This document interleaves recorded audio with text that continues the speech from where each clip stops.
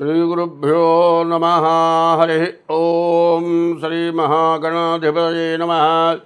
श्रीमहासरस्वत्यै नमः। श्रीगुरुभ्यो नमः। हरिः ओं। यत्कर्ता जगतां भर्ता संहर्ता महसां निधिः प्रणमामि तमादित्यं बहिरन्तस्तमोपहम्। తల్లి గర్భము నుండి ధనము తేడెవ్వడు, వెళ్ళిపోయడి నాడు వెంటరాదు. లక్షాధికారైన లవణమన్నమి కాని మెరుగు బంగారంబు మృంగబోడు. విత్తమార్జన చేసి విర్రవీగుటె కాని కూడబెట్టిన సొమ్ము కుడువబోడు. పొందుగా మరుగైన భూమిలో పలబెట్టి దాన ధర్మములేక దాచి దాచి తుదకు దొంగలకిత్తురో దొరలకవునో. తేనె దుంటీగలియవా తెరవరులకు భూషణ వికాస శ్రీ ధర్మపుర నివాస దుష్ట సంహార నరసింహ దురిత దూర. 2025 కొత్త సంవత్సరం ప్రారంభమైంది. మనం ముందుగా ఏప్రిల్ 1 దగ్గర నుంచి ఏప్రిల్ నెల 25వ సంవత్సరం ఏప్రిల్ నెల మాస ఫలితాలు చెప్పుకుందాం. దానికి ముందు 2025వ సంవత్సరం ఏప్రిల్ నెల 2వ రాశి వృషభ రాశి. ఈ వృషభ రాశి ఫలితాలు చెప్పుకుందాం. ఈ వృషభ రాశికి చాలా బాగుంది.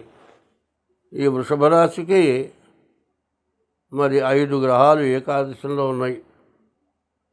వీళ్ళకి ఎదురంటూ లేదు. ఈ రాశి వాళ్ళకి వ్యాపారస్తులకి వ్యాపారం చేసుకుంటానికి చాలా బాగుంది. ఇనుముకి సంబంధించి కానీ మోటార్ ఫీల్డ్కి సంబంధించిన వ్యాపారం చేసుకునే వాళ్ళకు కూడా ఇంకా బాగుంది. వడ్డీ వ్యాపారం చేసుకునే వాళ్ళకి ఇంకా మరీ బాగుంది. మరి ఇళ్ళు స్థలాలు మరి బ్రోకర్స్ ఉన్నారు, వాళ్ళకు కూడా బాగుంది. ఇళ్ళు కొనుక్కునేవాళ్ళు అమ్ముకునే వాళ్ళకి వాళ్ళు బాగుంది. బిల్డర్స్ బాగుంది. మరి చదువుకునే వాళ్ళకి మాత్రం కాస్త కష్టతరంగా ఉంది. చదువుకునే పిల్లలు చాలా కష్టపడాలి, జాగ్రత్త పడి చదువుకోవాలి. ఇది కాకుండా ఈ రాశి వాళ్ళు జాగ్రత్త పడాలి అంటే మీ డేట్ ఆఫ్ బర్త్ ద్వారా జాతకం చూపించుకోండి. గోచారం అంటే వృషభం అంటే కృత్తిగా 2, 3, 4 పాదాలు, రోహిణి 1, 2, 3, 4 పాదాలు, మృగశిర 1, 2 పాదాలు కలిసి ఈ వృషభ రాశి. జన్మ నక్షత్రం అంటే కృత్తిగా నక్షత్రం 3 పాదాలు, రోహిణి నక్షత్రం 4 పాదాలు, మృగశిర నక్షత్రం 2 పాదాలు కలిసి వృషభ రాశి అయింది. అది వాళ్ళ జన్మ నక్షత్రం అయి ఉండాలి. వెంకయ్య అంటే మృగశిర నక్షత్రం వృషభ రాశి అనుకుంటే సరిపోదు. పుట్టిన తారీఖు రోజున మరి మృగశిర నక్షత్రం అయితేనే వృషభ రాశి అవుతుంది. అట్లా చూసుకొని జాగ్రత్తగా మీ గోచారాన్ని బట్టి మీ జాతకం చూసుకోవాలి. ఇది కాకుండా మీ డేట్ ఆఫ్ బర్త్ ద్వారా మీ జాతకం కూడా చూపించుకోండి. మరి గోచారరీత్యా 25 వంతులు బాగా జరిగే లక్షణం ఉంది కాబట్టి జన్మలగ్న రీత్యా పూర్తిగా బాగాలేదనుకోండి, మరి అది బాగా దెబ్బతీస్తుంది. 75 వంతులు కాబట్టి దీన్ని కూడా ఉపయోగించుకోవాలి, దాన్ని కూడా ఉపయోగించుకోవాలి. అంటే మీ డేట్ ఆఫ్ బర్త్ ద్వారా జాతకం చూపించుకోవడం చాలా మంచిది. ఏమైందంటే చాలా బాగుంది అన్నాం, చాలా బాగుంది అనుకున్న తర్వాత ఇక నాకు ఎదురు లేని రోడ్డు మీద పోతున్నట్టు వాడు. రోడ్డు కింద మాత్రం చూసిపోతారు, చూడకుండా పోరు. వాడు ఆఖరికి కింద చూసిపోతూనే ఉన్నాడు. పక్కన చెట్లు ఉన్నాయండి. ఆ చెట్టు కొమ్మ కంటికి తగిలి కండుపోయింది. అంటే మరీ బాగుందనుకున్నప్పుడు నాకు ఎదురు లేదులే, ఇక నా అంతవాడు ఎవరు చేయలే అనుకున్నప్పుడు ఇష్టం వచ్చినట్టు చేస్తూ ఉంటే అరే కింద పైన చూసి నడవరా అంటారు, కింద పైన చూసి ప్రవర్తించరా అంటారు. కింద నాలే కాదు, పైన ఈ పక్క ఆ పక్క 4 పక్కలా చూడాలి. కింద పైనే కాదు, 4 పక్కలా చూసి ప్రవర్తించాలి. కాబట్టి మరి కింద పైన చూస్తున్నామండి, పక్క నుంచి ఏ బస్సో లారో వస్తుంది, దానికి అడ్డం పోతే దాని కింద పడతాం. ఇటువంటి సమస్యలు ఏమిటాయంటే మనకు ఏమాత్రం జాగ్రత్త తప్పినా సమస్యలకు లోనవుతాం. కాబట్టి చాలా ఇబ్బందికరంగా ఉండే టైములు కొన్ని ఉంటాయి. ఎందుకంటే డేట్ ఆఫ్ బర్త్ ద్వారా పూర్తిగా చెడుగా ఉంటే ఏమవుతుందంటే, నేను కొందరికి చెప్పాయా నీకు యాక్సిడెంట్ అయ్యే లక్షణాలు ఉన్నాయి, జాగ్రత్తగా వెళ్ళి ఉంటే వాడు పక్క నుంచి వెళ్తున్నాడు, వచ్చి గుద్దేసి వెళ్ళిపోయినాడు, కాలు ఇరిగిపోయింది, అట్లా కన్ను తెరిచి చూసే లోపల వాడు కాలు ఎరగొట్టాడు, వెళ్ళిపోయినాడు. పోనీ వీడేమన్నా తప్పు అంటే తప్పు కాదు. టైము బాగున్నప్పుడు అది అట్లాగే ఉంటుంది. అదే కాదు, బాగుండనప్పుడు తాడు పాము అవుతుందిట, పాము తాడు అవుతుందిరా, తాడు పాము కాదు, తాడు పాము అవుతుంది. ఎట్లా అంటే బాగా చీకట్లో వెళ్తున్నాడండి, తాడు 2 మేకలు తిరిగి పడి ఉంది, అది పాము అనుకున్నాడు. పల్లెటూళ్ళలో పాములు ఎక్కువగా తిరుగుతూ ఉంటాయి. చీకట్లో ఏం చేస్తారంటే చిన్న బ్యాటరీ లైట్ తీసుకొని వెళ్తూ ఉంటారు. ఆ మెలికలు తిరిగి పడిన పాము తాడును చూసి పాము అనుకుని అన్నాడు. అంతలో ఇక అంతే, గుండె ఆగిపోయింది, ప్రాణం పోయింది. చెడు టైంలో ఎన్ని జాగ్రత్తలు తీసుకోవాలో అన్ని జాగ్రత్తలు తీసుకోవాలి. చెడు టైమే కాదు, మంచి టైంలో కూడా జాగ్రత్త తీసుకోవాల్సిన అవసరం ఉంటుంది. ఎందుకంటే మంచి టైము, డబ్బులు బాగా ఉన్నాయి, డబ్బులు బాకీ తీర్చడానికి అవకాశం ఉంది. ఇంతకుముందు కష్టంలో బాగా అప్పులు చేసుకున్నాం అనుకోండి, అప్పులు తీర్చడానికి డబ్బులు జాగ్రత్త చేసుకొని పక్క ఇంట్లో వాడు నీ మేలు కోరి డబ్బులు ఇచ్చాడు, అప్పిచ్చాడు, వాడు అప్పు తీర్చాలి. ఆ డబ్బులు తీసుకొని వెళ్ళేటప్పుడు ఒక సంచిలో పెట్టుకొని వెళ్ళొచ్చుగా, లేకపోతే జేబులో పెట్టుకొని వెళ్ళొచ్చుగా. చేత్తో గుప్పెతో పట్టుకొని వెళ్తున్నారు. వెళ్ళేటప్పుడు ఈ పక్కనింట్లో కదా వెళ్ళిద్దామనుకొని నువ్వు ఇంట్లో నుంచి ఆ ఇంట్లోకి వెళ్ళేటప్పటికి రోడ్డు మీద తిరిగి వెళ్ళాలి. ఆ ఇంట్లోకి గుప్పెడుగానే ఉంది, చేతిలో డబ్బులు పడిపోయినాయి. అరే ఎక్కడ పడ్డాయి, లోపలికి వాళ్ళ ఇంట్లో చూసావు, బయట రోడ్డు మీదకి వచ్చి చూసావు, ఇంట్లో చూసావు.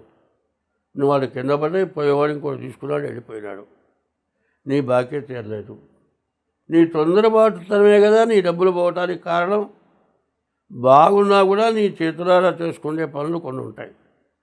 చూడండి, అన్ని విధాలా బాగుంది, నీకు బాకీ తీర్చడానికి డబ్బులు ఉన్నాయి, బాకీ తీర్చడానికి వెళ్ళావు, వెళ్ళేటప్పుడు ఏం చేసావు, చేత్తో పెట్టుకుని వెళ్ళావు. ఏమి అట్లా చేతిలో పెట్టుకొని వెళ్ళటం ఎందుకు, జేబులో పెట్టుకెళ్ళచ్చుగా. మరి ఆ పని చేయకుండా చేత్తో పట్టుకుని వెళ్తే హడావుల్లో జారిపోయినాయి. నీ కర్మగాలి నువ్వు ఆ ఇంట్లోకి వెళ్ళే లోపలే ఎవరికో దొరికితే తీసుకున్నాడు, వెళ్ళిపోయినాడు. నీ డబ్బులు నీకు కాకుండా పోయినాయి. మరి జ్యోతిష్యుడిని అడిగితే ఏం చెబుతాడు, బాగానే ఉందయ్యా అంటే నీ అజాగ్రత్తని ఎవరు చెప్పాలి? నీ అజాగ్రత్త నీ తప్పు కాదా? నీవు చేసిన తప్పు వల్ల నీ డబ్బులు పోయినాయి. జ్యోతిష్యుడు డబ్బులు పోతాయని చెప్పలేదు అంటే ఎట్లా? నీ అజాగ్రత్త వల్లే డబ్బులు పోయినాయి. అట్లాగే జాతకంలో జ్యోతిష్యంలో ఎన్నో జాగ్రత్తలు చెబుతున్నాం. ఏం చెబుతున్నాం? ఎప్పుడు కూడా డబ్బు జాగ్రత్త చేసుకోమని చెబుతాం. నీకు బాగుండనప్పుడు జాతకం చూపించుకోమని చెబుతాం.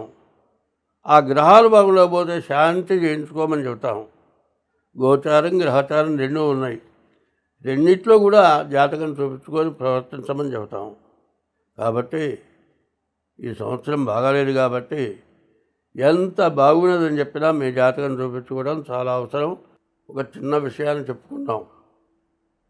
ఇప్పుడు పద్యం చెప్పాను, తల్లి గర్భం నుంచి బయటపడేటప్పుడు ఎవడు కూడా ధనం తేలేదు.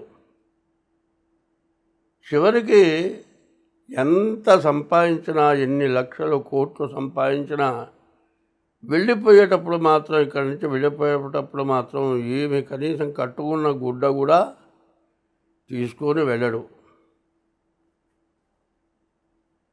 లక్షాధికారైనా కోటీశ్వరుడైనా అన్నం, ఆ అన్నంలో కూడా అన్నము పప్పు కూరలు తింటున్నాం అనుకోండి, దాంట్లో కాస్త అంత ఉప్పు లేకుండా తినలేడు.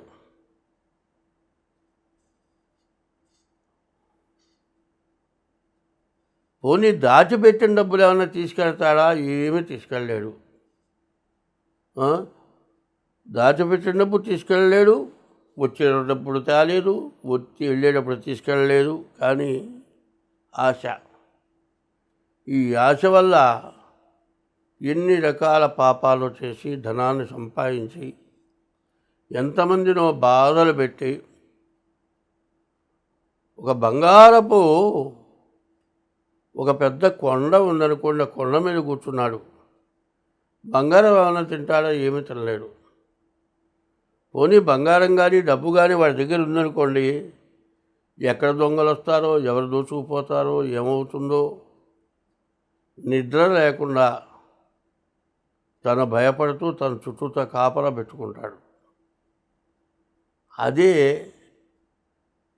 కావాలి, సంపాదించుకోవాలి అనేటువంటి ఉద్దేశం లేనివాడు ఎవడైనా సరే వేళకు అంత అన్నం దొరికితే చాలనుకునేవాడు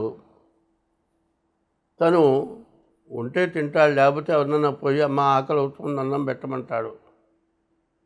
ఆకలి అవుతుంది అన్నం పెట్టమంటే పెట్టని వాళ్ళు అంటూ ఉండరు. హాయిగా కడుపు నిండా తిని కంటి నిండా నిద్రపోతాడు.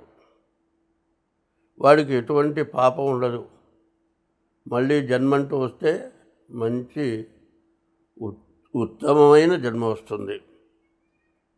కానీ ఇప్పుడు 2024 నుంచి 2027 వరకు కూడా పరిస్థితులు ఎట్లా ఉన్నాయంటే, మనకంటే ఎక్కువ వాడిని చూసి మనం అంత స్థాయికి ఎట్లా ఎదుగుదాం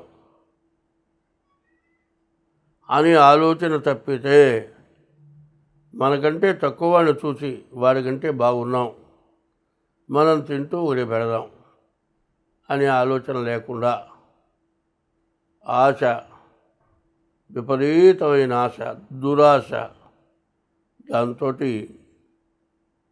అందరినీ కూడా దోచుకొని అందరినీ బాధలు పెట్టి అందరికీ కూడా భయం కలిగించేటట్లుగా శత్రువైపోయి, మరి బలహీనుడు భయపడి, బలంగలవాడు భయపెట్టి రాజ్యంలో, దేశంలో, విదేశాల్లో, ప్రపంచ దేశాల్లో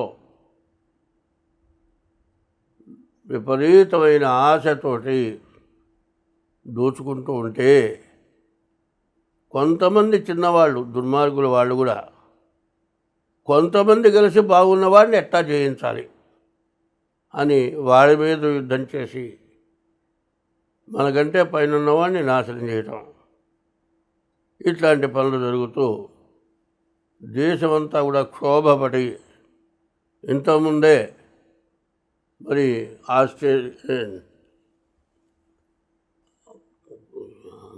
రష్యా మరి ఉక్రెయిన్ యుద్ధం చేసి కొన్ని రాజ్యాలు ఈ రెండు అటు కొన్ని రాజ్యాలు ఇటు కొన్ని రాజ్యాలు సపోర్ట్ చేసి యుద్ధం చేసి రెండు దేశాలని కూడా నాశనం చేసినాయి.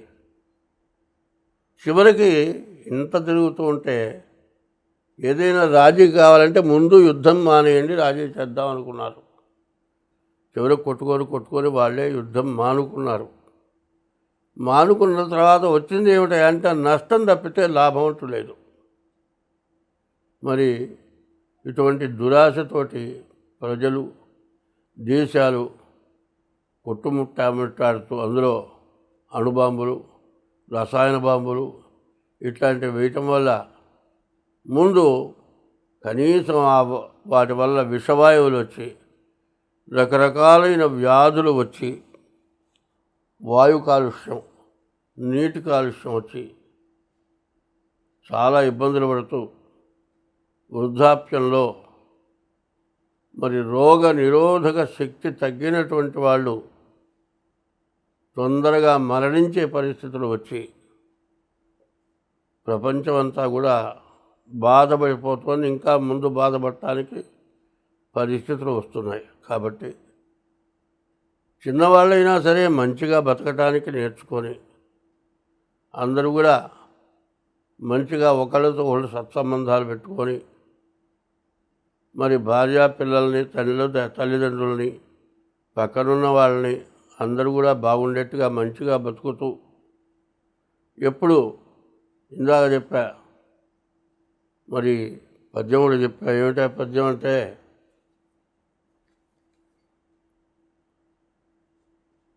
తల్లి గర్భం నుండి ధనము తేలేదెవడు, పోయేటప్పుడు తీసుకుపోలేదు. తల్లి గర్భంలో నుంచి బయటకు వచ్చిన తర్వాత ధనం సంపాదించాడు, ధనం మొత్తం ఇక్కడే వదిలేసిపోయినాడు. ఎవడు ఒక్కడైనా సరే ధనం తీసుకొని పోలే. కాబట్టి ఇక్కడి నుంచి వెళ్ళేటప్పుడు తీసుకెళ్ళేది పుణ్యం అనేది తీసుకెళ్తారు. ధనం ఎవరైతే ఎక్కువ సంపాదిస్తారో దురాగతంగా సంపాదించడమే, వాళ్ళు యమలోకానికి పోవటమే. ధనం మీద దురాశ కలిగి విపరీతంగా సంపాదించి చివరికి పోయేటప్పుడు వదిలిపెట్టి నరకానికి పోవటం జరుగుతుంది. ఆ దురాశ, దుర్మార్గమైన సంపాదన, ఒకరి యందు ఒకరికి దురభిప్రాయం లేకుండా ఉండటం చాలా అవసరం. ఎందుకంటే ఇప్పుడు నవనాయకులు గ్రహాలు, 9 గ్రహాలు నవనాయకులు. ఈ నవనాయకుల్లో మరి 3 స్థానాలే శుభగ్రహాలకు వచ్చినాయి. 6 స్థానాల్లో 4 స్థానాలు రవికి వచ్చినాయి, సూర్యుడికి. మిగతా 2 స్థానాలు కూడా పాపగ్రహాలకు వచ్చినాయి. అంటే శుభగ్రహాలు 3. మరి చంద్రుడు, బుధుడు, గురువు. ఈ శుభగ్రహాలు తక్కువగా ఉంటాం, పాపగ్రహాల బలం ఎక్కువ ఉండటం చేత దేశంలో అల్లకలలు రావడానికి సిద్ధంగా ఉంది. కాబట్టి ఎవరికి వాళ్ళు ఎట్లా అంటే, ఒక తండ్రి చెప్పాడు, ఒక 7 కట్టెలు తీసుకొచ్చాడు. కట్టగట్టిన ఆయన కొడుకులు ఉన్నారు, 5 కొడుకులు. ఈ కట్టగానే ఉంచి విరగదీయడా అంటే కొడుకులు విరగదీయలేకపోయినారు. 7 కట్టలు విడదీసి విరగదీయడా అంటే ఒక్కడే 7 కట్టలు విరగదీశాడు. ఎంత బలహీనులైనా, ఎంతటి బలం తక్కువైన కట్టెలైనా 7 కట్టలు కట్టి విడదీయాలని, కట్టగట్టి విడదీయాలంటే ఎవరి వల్ల కాల. సన్నటి కట్టెలైనా 7 కట్టగట్టి విరగదీయాలంటే విరగదీయలేకపోయినారు. అట్లాగే బలహీనులు, ఏమీ చేయలేని వాళ్ళు, ఏమీ చేయలేమనుకోకుండా అందరూ కూడా మంచిగా ఉంటూ ఒకళ్ళకొకరు సహకరించుతూ దైవభక్తి కలిగి ఉండటం, ఇట్లా చేయటం వల్ల చెడుని నిర్మూలించడానికి బాగా అవకాశం ఉంది. కాబట్టి మంచి కావాలనుకునేవాడు ఎంతటి నిష్ఠాదరిద్రులైనా సరే కొంతమంది కలిస్తే చెడుని నిర్మూలించగలరు. కాబట్టి ఇది బాగా ఆలోచించండి. ఇది చెప్పేది మాత్రం తప్పు కాదు. 7 కట్టెలు కట్టగా ఎట్లా విరగదీయలేరో, విడదీస్తే ఎట్లా విరగదీయగలరో, అట్లాగే బీదవాళ్ళు విడిగా ఉంటే దుర్మార్గులకి బహుతేలిక. బీదవాళ్ళు ఏ రోజుకు ఆ రోజు బతికేవాళ్ళు ఒక కట్టుగా ఉంటే దుర్మార్గులు ఏమీ చేయలేరు. కాబట్టి ఎప్పుడు కూడా తల్లిని తండ్రిని అన్నం పెట్టి పోషించి బాధ లేకుండా ఉంచుతూ, భార్యకు ఎటువంటి కష్టం కలగకుండా చేసుకుంటూ, తన వృత్తి తను చేసుకుంటూ, పిల్లల్ని తల్లిదండ్రులని పోషించుకుంటూ, ధర్మంగా బతుకుతూ, ధర్మో రక్షతి రక్షితః అని ఉంది. ధర్మాన్ని మనం రక్షిస్తే ధర్మం మనల్ని రక్షిస్తుంది. ధర్మస్య జయోస్తు అన్నారు. ధర్మం ఎప్పుడూ జయిస్తుంది. అధర్మస్య నాశోస్తు, అధర్మం నాశనం అవుతుంది. ప్రాణిషు సద్భావనాస్తు, ఎటువంటి జీవరాశినైనా సరే చంపేటువంటి స్వభావం లేకుండా, చీమనైనా సరే. మరి చిన్నపిల్లలు చిన్న పాఠాల్లో వచ్చింది. మరి ఒక చీమ బోయవాడు చెట్టు మీద ఉన్నటువంటి రామచిలకని బాణం ఎక్కుపెట్టాడు. ఒక గండు చీమ చూసింది. వాడి బొటను వేలును చురుక్కుమని ఎట్టుకుట్టింది. బాణం ఎక్కువబెట్టిన బాణం వేశాడు, కానీ రామచిలక తగలలేదు, పక్కకి తప్పుకుపోయింది. మరి రామచిలక గండు చీమ చేసిన పనికి సంతోషించింది. అట్లాగే ఒకప్పుడు గండు చీమ వరద నీళ్ళలో కొట్టుకుపోతోంది. రామచిలక ఒక చెట్టు ఆకుని కోసుకొని నోరుతో పట్టుకొని వచ్చింది. మరి గండు చీమ దగ్గర ఆకు పెట్టింది. చిన్నగా గండు చీమ నీటిలో కొట్టుకుపోయే గండు చీమ ఆ ఆకులోకి ఎక్కింది. ఆ గండు చీమని రామచిలక నోటితో పట్టుకొని తీసుకొచ్చి యువతలో పెట్టింది. నీటిలో కొట్టుకుపోయే గండు చీమని రామచిలక రక్షించింది. బోయవాడు ఎక్కువ పెట్టి కొడుతూ ఉన్నటువంటి రామచిలక గురి తప్పటానికి గండు చీమ బోయవాడి కాలు కొరికి రామచిలకను రక్షించింది. చూడండి, రామచిలకకి గండు చీమకి అవినాభావ సంబంధం ఏందో చూడండి. నీళ్ళల్లో కొట్టుకుపోయే గండు చీమని రామచిలక రక్షించింది. బోయవాడి చేత చంపబడుతూ ఉన్నటువంటి రామచిలకని గండు చీమ రక్షించింది. అట్లాగే మంచి వాళ్ళందరూ కూడా మంచిగా ఒకరితో ఒకరు సత్సంబంధంగా ఉండి మంచివాళ్ళు చెప్పే మాటలు వింటూ ఉంటే ఎటువంటి దురాగతాన్నైనా జయించి అభివృద్ధిని పొందుతారు. అందరం బాగుంటాం. స్వస్తి.